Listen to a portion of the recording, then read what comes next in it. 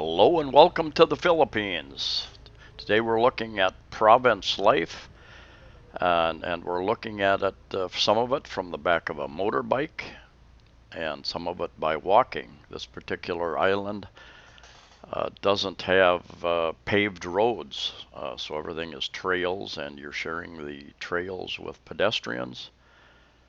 You will find that once you get out of some of the cities and the towns and you're off to different destinations, that your travel options change. Uh, you may have jeepneys, you may have buses, you may have tricycles. Uh, you may have to walk part of the way. that Sometimes that is the only way to get to a particular spot that you want to visit. And this island doesn't have any paved roads. It has paths, and if it rains, those paths can become a little tricky, especially on the back of a motorbike. It gets a little slippery out there. But this is province life. Many of you have shown interest in province life, and province life can be many different things. It can be in a small town, medium-sized town, that's more province life compared to the big city like Cebu, Davao, Iloilo, or Manila, obviously, Angeles City. And many friendly people. We actually rented two motorbikes and their driver, and we were given the option to rent by the day. They want 600 a day. We agreed on 500 for the day, 500 pesos, 10 US dollars, or by the hour, which actually would have been a better deal for us. They kind of pushed us. They wanted to get paid by the hour, and 150 pesos per hour. Actually, I think we were there 3 hours, so it came out pretty close to the same thing. But $10, $15, whatever. It's not that much in the end, and I'm not going to haggle and try to negotiate over a few pesos. These people, they work pretty hard for their living, and they might sit. They might sit and wait for tourists to come by. They might sit half the day waiting for a fare-paying passenger. So it's not that important to me to try to get the last peso. Anyway, this is Malapascua Island, up on the north of Cebu Island, and we took a ferry over there. I've done a previous video about that. Many of the people who live here make their living dealing with the tourist trade, working with the resorts, supplying the resorts. Um, everything the island needs comes in on a boat, so people have to have boats to transport fuel and supplies, food, and all those types of things. There are a few farming areas, very small. Many of the farmers in the Philippines, very small farms, subsistence farming mostly. They pretty much eat what they farm. They have chickens, probably have a few pigs here. But this is life in the province once you get out of the city. The government is building more infrastructure, more roads. I've been to outside of Surigao City and Mindanao, going out to a waterfall area, and they were building quite a few new roads out there. And even here, they have paved some of the trails since the last time I was here, over a year and a half ago, I think. How much would it cost to live on this island? I asked a number of people, and I kept getting the same answer. A very joyful 10,000 pesos a month. You can rent a house here, and I think that's the foreigner price. And I think many of the people have talked about it, and they've decided that that's a good price for a foreigner, about 200 US dollars. And I think if you had the right connection, you could find a house for less than that. You You could negotiate. You know, that was for a month. So if you took a lease for 6 months or a year, I'm sure you could negotiate that down pretty good, I would think. There again, depends on if it's furnished at all, and how it's furnished. How is the internet on the island? It's spotty, so you might have an issue with that. The different cellular companies are, they're working in different areas, putting towers up, and I do have a U.S. phone, and I was able to get on the internet with my U.S. phone actually using data off of I'm on the Google Fi system, Fi, and I'll do another video about that. Google Fi has phones that work in don't have to change the SIM or anything. They work in over 200 countries in the world, and I'll do another video about phones here in the near future. But anyway, that worked much better than my Globe and my smartphones as far as data were concerned, which was kind of interesting. One great thing about the Philippines, not all parts of the Philippines, but many parts of the Philippines, the people are very, very welcoming. And if you choose to live the Filipino lifestyle, in the less expensive areas, they're welcoming, and they will even help protect you. Because there are, of course, obviously being the rich foreigner, there are people who will target you as well, and there will people who will look out for you. And I have on a few occasions I have witnessed, very, very, very few occasions. I've been in one housing area in Cebu City, and there was a lady who seemed quite hostile to me.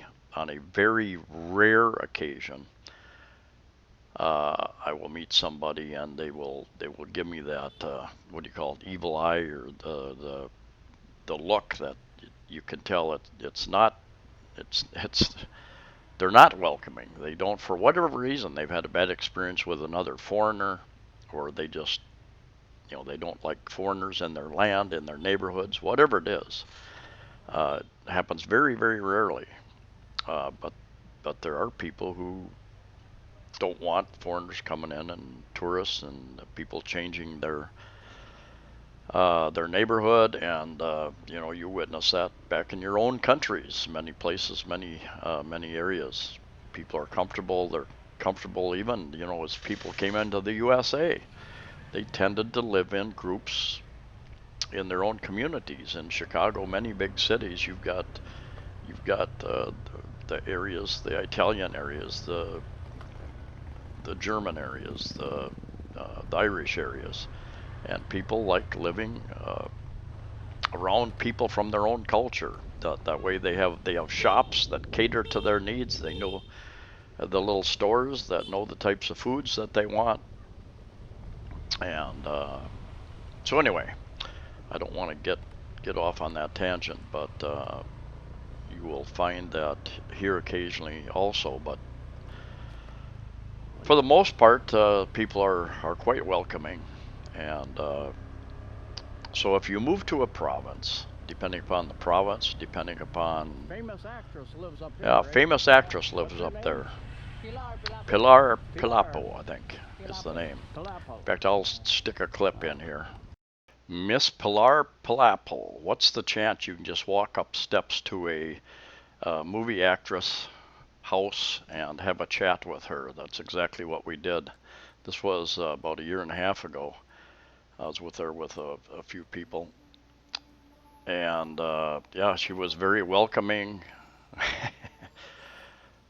She was in the Miss Universe contest 1967, and in the movies and soap operas, and even recently, I believe she's been involved with television here in the Philippines. Like so many Filipinos, very gracious, very welcoming, very friendly. Someone is doing some very loud karaoke in the house there, so I have to keep the turn the volume down. You can't really listen to the conversation that we had here. And that's one thing you have to deal with just about any place in the Philippines, I think, is karaoke, very loud karaoke.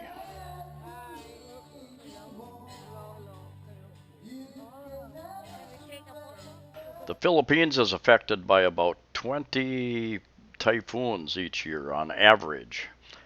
And if I was going to build a house in an area that is affected by typhoons, which not all areas are on a regular basis, I would build it with that in mind and try to make it pretty much hurricane proof as much as you can anyway, as well as earthquake proof. Most parts of the Philippines do not experience earthquakes or typhoons. That's the good news. The walls seem to hold up pretty well, but the roof is always the weak part of these things.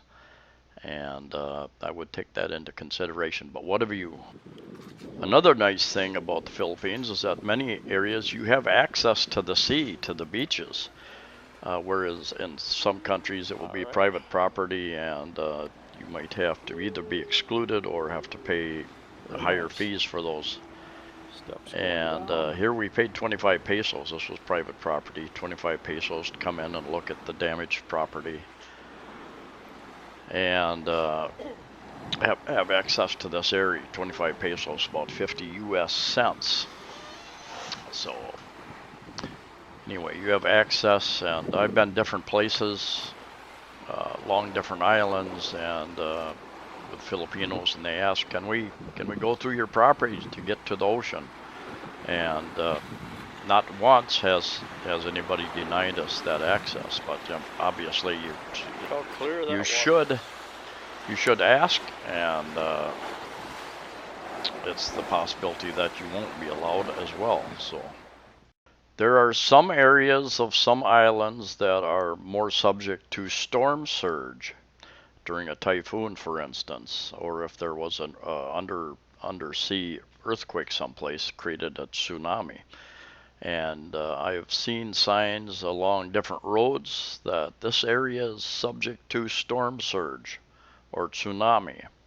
So that is something to keep in mind if you're going to build and or rent long term. Check those things out. Every province has its own character, has its own personality, and I think the biggest challenges would be a number of different challenges. Number one would be medical, because a lot of the more rural areas, even the small towns, they have don't have, they might have a hospital, but they don't have the expertise in many areas if you have a serious issue. So medical would be an issue. Uh, Getting what the types of things. If you want to eat Filipino style, you can find plenty of rice, chicken, pork, lechon, many of these places. I know I was on Camotes Island a couple of years ago, and the guy told me the public market there. If you want beef, they process one cow each. I think Sunday morning, very early. So if you want beef, you need to go down very early in the morning, or you won't get any. Once a week. Electric can also be an issue if you're on some of these islands. If I remember right, here on Malapascua Island, they have 3 diesel generators for electric, and they run each one a certain number of hours, maybe 6 hours, and then they switch over to the next one. And because of that, they tell me that they almost rarely, or almost never, is what the guy told me, have brownouts, blackouts, without electricity. Now you could have, I would think that in a certain particular part of the island, if you had some electrical issues from between you and the generator, that could be an issue. But anyway, on Camotes Island also, I was told by some people over there that because of the diesel generator, your electric rates are much higher than what they are like in Cebu City and different areas. And whereas the rent might be quite a bit cheaper, my electric in Cebu City runs 2 to 3,000 a month, and there it would be probably 6 or 7,000 a month pesos. Water would be another consideration I would take into account. 2015, when I first came here, there was a drought in the Philippines, and 2019 there was a drought. And even now, there are the dam that supplies much of the Manila area is below where it should be. They haven't had as much rain as they were expecting, and I think there are still parts of the whole island that are affected by the drought, where they have to have water shipped in. I think also there are parts of Cebu City where people just get water for a few hours in the morning. Very early in the morning, they got to get up, fill their containers, type thing. So important things to keep in mind. And I know people live on the islands, or out in the province. They go to the big city once a month or twice a month to get more of the supplies that they want and need. So you can find the life that you're interested in here. You can have you can live in the high rises, in the more expensive developments, very expensive developments with lots of amenities, or you can go out to the rural areas. And any place that I live, even though I feel safer here than I do in the USA, many places security is an issue. You see fences and gates and barbed wire above walls, and you know, we've got a traffic jam here. Traffic jam. The school up ahead, Rush hour traffic. and school is out. People are here picking up their kids. Rush hour traffic. School ahead. School ahead. Yeah, here. Ah.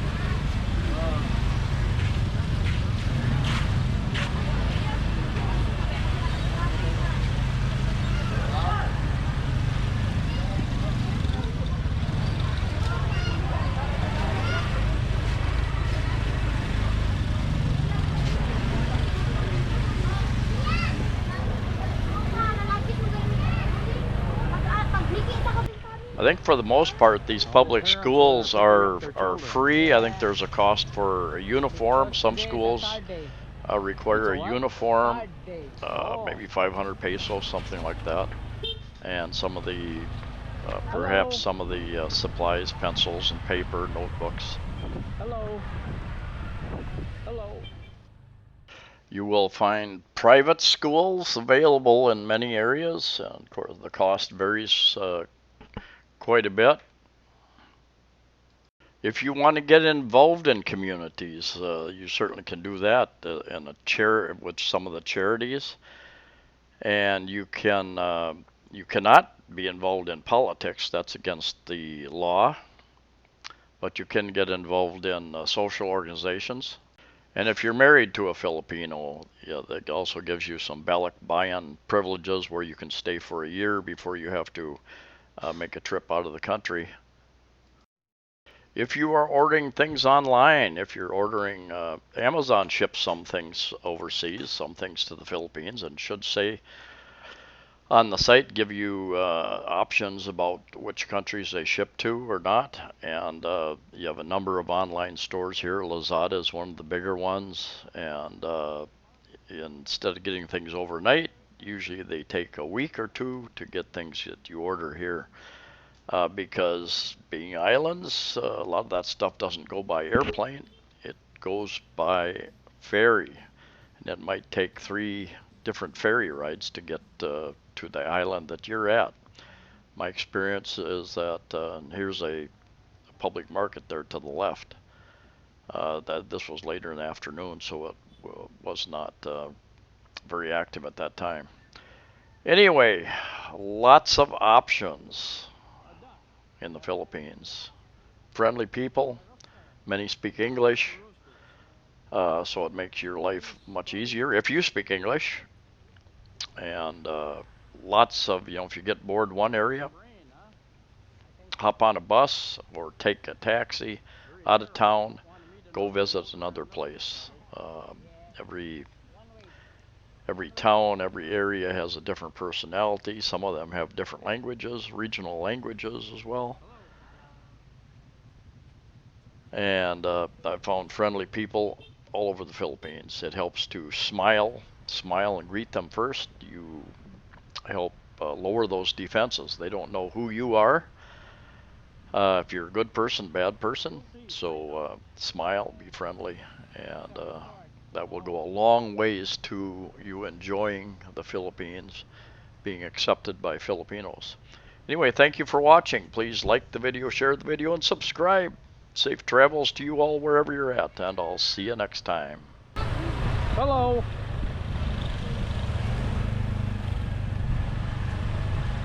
Hello.